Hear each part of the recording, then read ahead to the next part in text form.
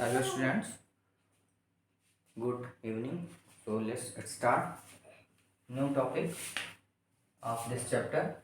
Factory come up in India. Okay, यानी कि India में मॉडर्न फैक्ट्री की शुरुआत कब होती है। तो हम देखते हैं कि यह है मिड 19th सेंचुरी। तो मिड 19th सेंचुरी में फर्स्ट कॉटन मिल बॉम्बे में लगाया जाता है। कब? 1854 में। इसके बाद से फर्स्ट जूट मिल बंगाल में यानी कि कलकत्ता के पास में लगाया जाता है। इसका भी टाइम लगभग सेम है।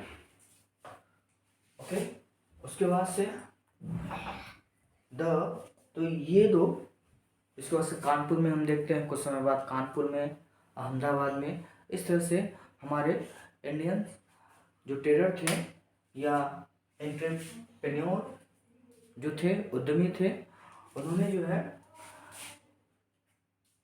फैक्ट्री या मिल लगाना शुरू किया। तो हम यहाँ पे क्वेश्चन आता है कि इनके पास पैसे कहाँ से आए, क्योंकि ये ब्रिटिश ट्रेडर से कंपटीशन कर रहे थे या फिर वो उन ब्रिटिश ट्रेडर हमसे कहीं आगे थे और ब्रिटिश रूल के कारण से हमारे जो ट्रेडर्स थे उनको कहीं न कहीं दबाया गया, सप्रेस किया गया। तो हम देख सकते हैं अर्ली एंटरप्रेन्योर्स वो जो है चाइना से यानी कि ईस्ट की ओर से व्यापार करते थे, जिससे कि उनको थोड़े बहुत लाभ हो जाते थे और इस तरह से उन्होंने पैसा बनाया और सेव किया।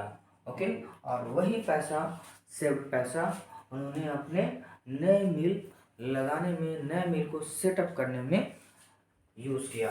तो हम कह सकते हैं चाइना के व्यापार से हमारे कुछ उद्यमी जिनके पास पैसे आ चुके थे और उन्होंने मॉडर्न मिल को भारत में सेटअप करने का काम किया। देखते हैं द्वारका नाथ टैगोर, ओके, कहाँ पे मिल स्टार्ट किया? बंगाल में। ओके, उसके बाद से देन शॉ पेटिट, इन्होंने बॉम्बे में मिल लगाई। जमशेदजी टाटा, जमशेदपुर में Tata iron steel company TISCO की स्थापना की। उसके बाद सेठ हुकुमचंद, इन्होंने क्या किया? जूट मिल कलकत्ता में लगाया। ओके, अब मिलें तो लग गई, मॉडर्न मशीनें तो लग गई, लेकिन इनको प्रॉपर फ़ायदा नहीं मिल रहा था। ओके, लेकिन फ़ायदा मिला, उनको अवसर मिला। कब मिला? स्वदेशी मूवमेंट कब स्टार्ट होता है? बंगाल में 1905 में स्वदेशी मूवमेंट स्टार्ट होता है, जब बंगाल विभाजन कर्जन के द्वारा किया जाता है तो बंगाली द्वारा इसका विरोध किया जाता है और स्वदेशी मूवमेंट और बायकट की शुरुआत होती है, जिससे कि इंडियंस ने भारतीय सामानों को खरीदना शुरू किया और ब्रिटिश सामानों को बायकट करना, बहिष्कार करना, जलाना शुरू कर दिया। ऐसे में हमारे उद्योगों से बने कपड़े और दूसरे सामानों की मांग बढ़ गई। ओके, और दूसरे चांस आता है वर्ल्ड वॉर फर्स्ट। जब 1914 में वर्ल्ड वॉर स्टार्ट हुआ तो ब्रिटिश और ब्रिटेन वो फर्स्ट वर्ल्ड वॉर में इन्वॉल्व हो गए।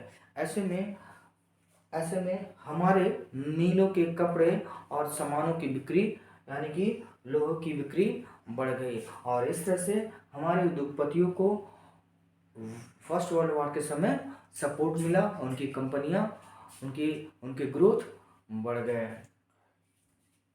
ओके, तो इस तरह से हम देखते हैं हमारे इंडिया में, भारत में फैक्ट्रियों की शुरुआत कैसे होती है। अब सेकेंड टॉपिक पे आते हैं, where did the workers come from, यानी कि फैक्ट्री की शुरुआत हो चुकी थी तो इंडिया में वर्कर्स कहाँ से आते थे? तो ये है सिटी, कोई भी city like that Kanpur and Ratnagiri Maharashtra. तो ये सिटी है, सिटी के एक साइड में ये मिल दिखाई दे रहा है, ये मिल। तो मिल में जो वर्कर्स थे, जो मजदूर थे, कहाँ से आते थे? तो अभी जो है मजदूर शहर के पास कितने 5 से 10 किलोमीटर की दूरी पर, 5 से 10 किलोमीटर की दूरी पर जो गांव होते थे वहां से मिल वर्कर आते थे।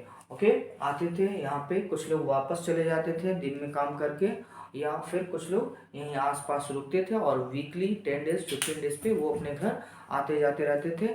उन्होंने कनेक्टिविटी बनाए रखी, यानी कि घर से घर आना जाना लगा रहता था। ओके, तो near about the city we see the village. Okay, people use to come in mills.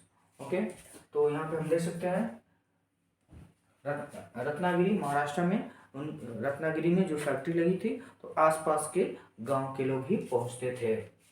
Okay, तो यहाँ पे हम देख सकते हैं। ओके, अब जब ये शहर पहुंचते थे, गांव के लोग जब शहर पहुंचते थे तो क्या उनको सडन जॉब मिल जाता था? तो ऐसा नहीं था, उन्हें जॉब खोजना पड़ता था, मिलों में उन्हें काम ढूंढना पड़ता था। ऐसे में वो एक व्यक्ति जो एक मीडिएटर होता था उसे जॉबर कहा जाता था, यानी कि जॉब दिलाने वाला व्यक्ति या एजेंट कहा जाता था। तो गांव के लोग जो विलेजर होते थे इनसे मिलते थे और ये जॉब ढूंढ करके उनको जॉब दिलाते थे। ओके, ओके, ये jobber help to villager to give job और इन सर्च जॉब। ओके, तो इस तरह से जॉबर का काम गांव से आए लोगों को जॉब दिलाना था, एम्प्लॉयमेंट देना था। ओके, अब इसके बदले जॉबर को क्या मिलता था?